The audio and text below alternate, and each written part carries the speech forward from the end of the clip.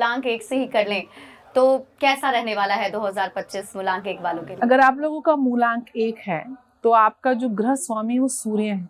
सूर्य इस पूरे ब्रह्मांड में ऊर्जा के एकमात्र स्तोत्र है। सारे ग्रह इन्हीं की ग्रेविटेशनल फोर्स के आसपास उनके परिक्रमा करते हैं। ऊर्जा और जीवन का कारक माना जाता है। अंक ज्योतिष में इसको आत्मा का कारक माना जाता है, पिता का कारक माना जाता है, राजसत्ता का कारक माना जाता है, सरकार का कारक माना जाता है।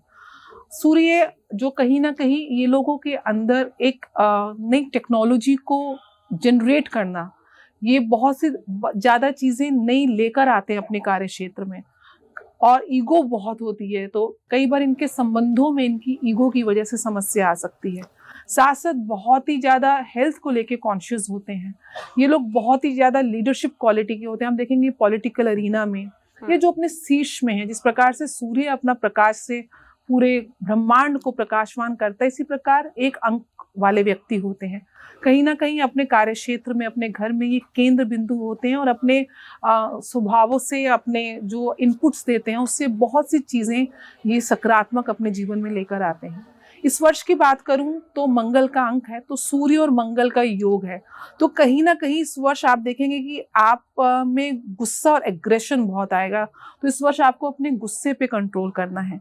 यद्यपि जो लोग मैन्युफैक्चरिंग सेक्टर में हैं, जो लोग सरकारी नौकरी में हैं, आईएएस ऑफिसर्स हैं, या आप जो बच्चे एग्जामिनेशंस की, ब्यूरोक्रेसी की एग्जामिनेशंस की, आईएएस की प्रिपरेशन कर रहे हैं, उनके लिए ये वर्ष निर्णायक सिद्ध होने वाला है। अगर आपका फोकस बहुत स्ट्रांग है तो इस वर्ष आप बड़े से बड़ा एग्जाम क्रैक कर सकते हैं। आपकी जॉब में प्रमोशंस के आसार इस वर्ष देखने को मिल रहे हैं।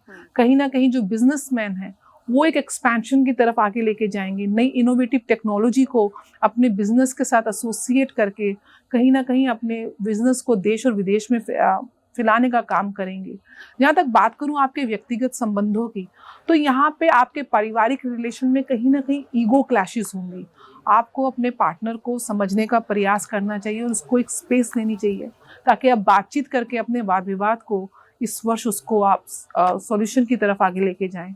आपकी हेल्थ की बात करूं तो इस वर्ष ओवरऑल काफ़ी रोबस्ट हेल्थ रहेगी। आप नए जिम ज्वाइन कर सकते हैं, कोई ना कोई स्पोर्ट्स एक्टिविटी ज्वाइन कर सकते हैं, योगा प्राणायाम की तरफ आपका ध्यान जाएगा, हेल्दी डाइट की तरफ आप फोकस करेंगे तो कहीं ना कहीं अपने स्वास्थ्य को लेके काफ़ी सजग रहेंगे। लेकिन मंगल के प्रभाव के कारण जिन लोगों को ब्लड प्रेशर की प्रॉब्लम है, ये डायबिटीज़ है, उनको अपने स्वास्थ्य पे चेक करना बहुत ज़रूरी है। सर दर्द की समस्या, हड्डियों में, जोड़ों में पेन की समस्या आपको परेशान कर सकती है, तो उसके लिए आप पहले से सतर्क रहें।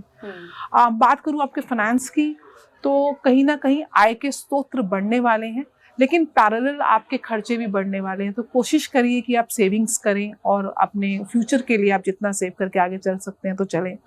इसके अलावा जो लोग शादी या नए रिलेशनशिप में जाना चाहते हैं तो second half of the year कहीं ना कहीं विवाह के योग काफ़ी प्रबल दिख रहे हैं।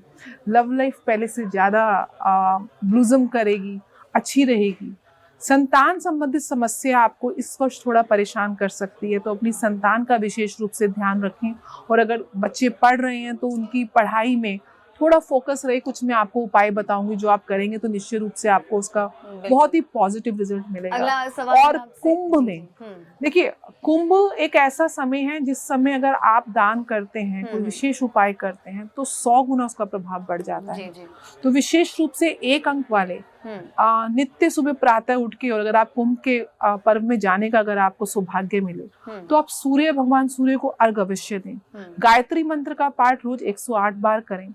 अर्घ देते हुए इस चीज का विशेष ख्याल रखें कि आपको तांबे के लोटे में जब जल लेना है तो उस जल में थोड़े से अक्षत यानी कि चावल, शहद, गुड़, थोड़ा सा लाल चंदन, लाल पुष्प और लाल मिर्च के बीज आप डाल के जब भगवान सूर्य को अर्घ देंगे, ओम ह्रीं घृणी सूर्याय नमः मंत्र का जाप करते हुए आप अर्घ दें और सूर्य की उस कृपा का पात्र बने। साथ साथ आपको तांबे का छल्ला पहनना चाहिए जो आपके लिए बहुत ही मंगलकारी रहेगा। दान के रूप में आप कुंभ के अंदर गेहूं का दान, आप चावल का दान, गुड़ का दान आपके लिए बहुत शुभ रहेगा। शहद का दान बहुत अच्छा रहेगा। तांबे का कोई बर्तन आप अगर दान में देते हैं तो निश्चित रूप से कहीं ना कहीं इस दान के प्रभाव से आपके जीवन में अगर फाइनेंशियल क्राइसिस चल रहे हैं, हेल्थ इश्यूज चल रहे हैं, तो उसको आपको काफी रिलीफ देखने को मिलेगा।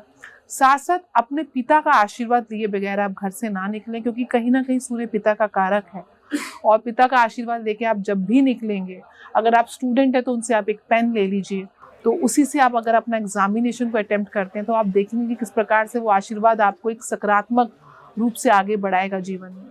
साथ साथ घर से निकलते समय एक चीज का ध्यान रखें कि सूर्य जो है वो पूर्व दिशा में उदय होते हैं, तो पूर्व दिशा आपके लिए बहुत ज्यादा महत्वपूर्ण है। आप जब भी घर से निकलें तो पहला कदम पूर्व दिशा की ओर आप आगे बढ़ाएं।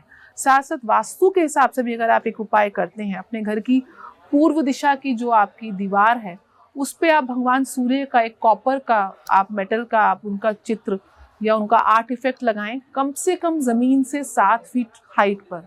आप देखेंगे किस प्रकार से आपके सोशल नेटवर्किंग में, आपके गोल्स में अचीव करने में भगवान सूर्य आपको विशेष आशीर्वाद प्राप्त देंगे।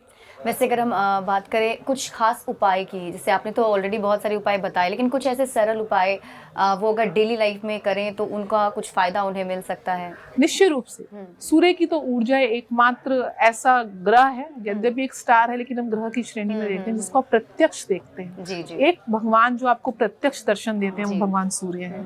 सबसे अच्छा उपाय यही है कि सुबह प्रातः उठ के भगवान सूर्य को अर्घ दें, और आदित्य हृदय स्तोत्र का अगर आप पाठ नहीं कर सकते हैं तो आप YouTube पे सुन सकते हैं, जी जी, रेडी होते हुए सुन सकते हैं। आप एक बार आदित्य स्तोत्र का पाठ करके निकलिए। आपका अगर आत्मबल कहीं विचलित भी हो रहा होगा तो भगवान सूर्य के आशीर्वाद से आपका मनोबल इतना स्ट्रांग हो जाएगा कि आप जहां भी जाएंगे एक विनर की तरह वापस आएंगे।